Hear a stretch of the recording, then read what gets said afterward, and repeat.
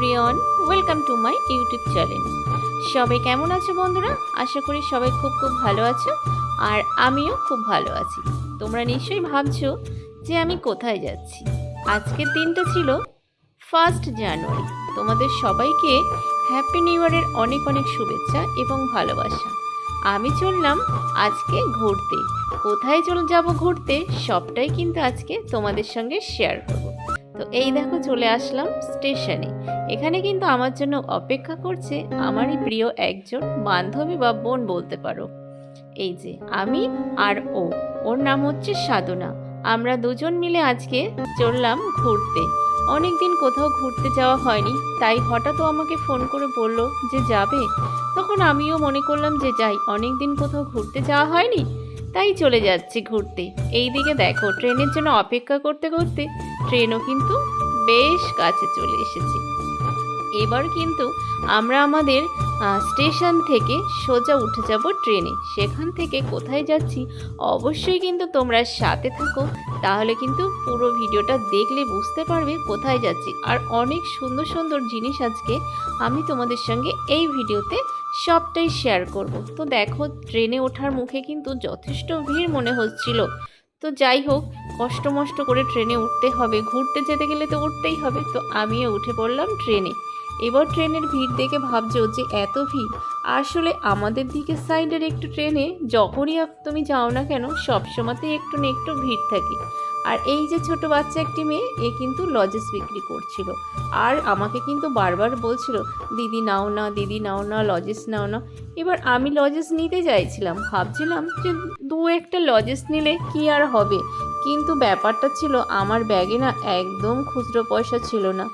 এই জন্য না আমি বাচ্চাটার থেকে আর লজেসটা কিনতে পারিনি। যাই হোক, বাচ্চাটা কিন্তু আমি লজেস কিনতে পারিনি বলে ও আমার থেকে দূরে চলে যাচ্ছিল। তারপর ওই ভিড় ট্রেনের মধ্যে দাঁড়িয়েছিলাম আমরা, ভাবছিলাম যে একটু বসার সিট পেলে ভালো হতো। এই দেখো বলতে বলতেই বসে পড়েছি। আর এই দিকে আমার হাতে কি দেখতে পেয়েছো? পাঁপড় ভাজা। ও কিনে নিয়েছিল 2 প্যাকেট পাঁপড় ভাজা, আর 2 প্যাকেটই ছিঁড়ে ফেলেছিল। আমি বলছিলাম এই তুই এখন একটা প্যাকেট কাটতে পারতিস, পরে নয় আরেকটা কাটতাম।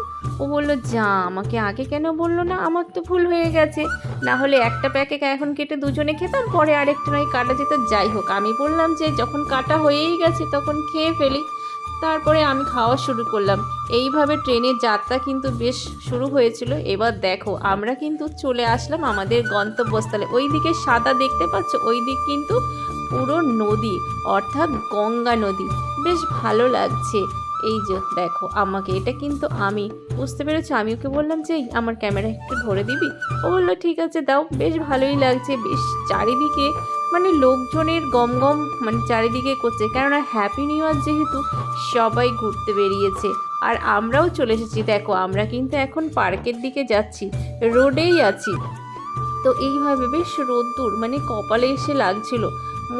যদিও বেশ ঠান্ডা ছিল, কিন্তু রোদ্দুরটা হঠাৎ করে লাগছিল দেখে দেখো আমার চোখ মুখ কেমন ঘুচে গেছে। যাই হোক, কি আর বলবো, তোমাদের সঙ্গে যখন সব কিছু একটু একটু করে শেয়ার করছি, তাই এটাও শেয়ার করলাম। আশা করি তোমাদের ভালো লাগবে। আর অবশ্যই তোমরা ভিডিওতে লক্ষ্য রাখতে থাকো আমি কোথায় যাচ্ছি, পুরোটাই কিন্তু তোমাদের সঙ্গে আজকে আমি শেয়ার করছি। দেখো এবার কিন্তু মেন রোডে উঠছি। মেন রোডটা কিন্তু মানে এটা বলতে পারো হাই রোড, এখান থেকে কিন্তু সবসময় গাড়ি যাতায়াত করে। তো বন্ধুরা, এর পরবর্তী যে কোথায় আমরা পার্কের মধ্যে গেলাম, কি করলাম, সবটাই কিন্তু তোমাদেরকে এর পরের ভিডিওতে আমি অবশ্যই দেখাবো। অবশ্যই কিন্তু আমার চ্যানেলে যদি তোমরা নতুন হয়ে থাকো, চ্যানেলটাকে সাবস্ক্রাইব করে রেখে দাও। আর ভিডিওটা যদি